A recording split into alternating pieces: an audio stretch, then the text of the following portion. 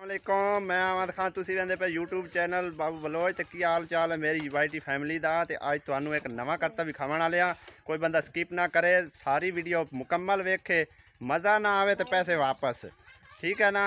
तो वीडियो शुरू करने तो पहले साडे चैनल ते नवे हो तो चैनल सबसक्राइब कर दियो।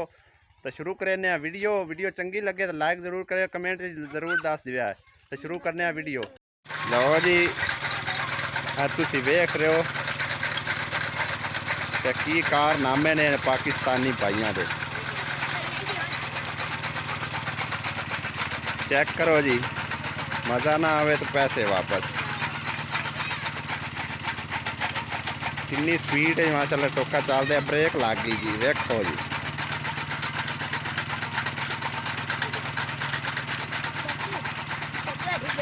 मोड़ गई।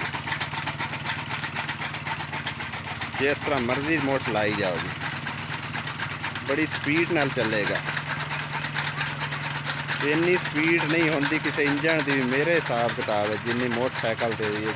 काम की है, निक्की जी गरारी नाल कसी है अपने मैगनेट के नाल, सही है ना।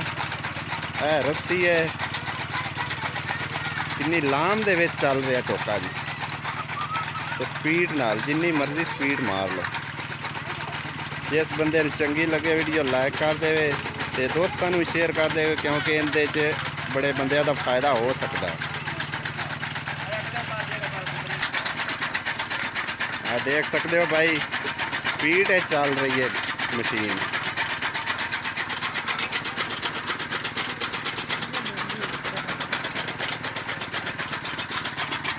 तो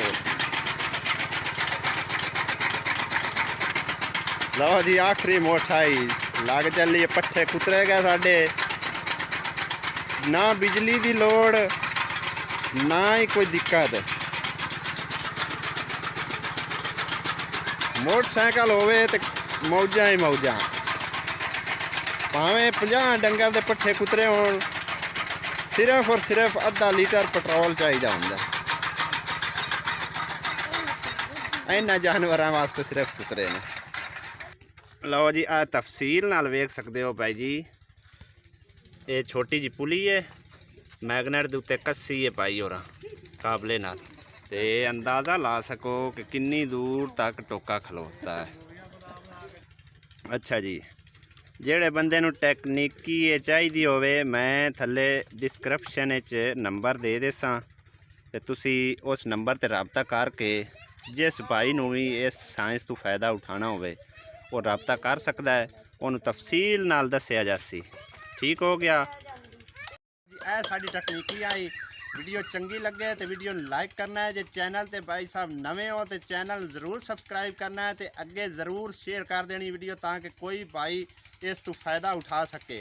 तो मिलने किसी नवी वीडियो नाल। दो इजाज़त, अल्लाह हाफिज़।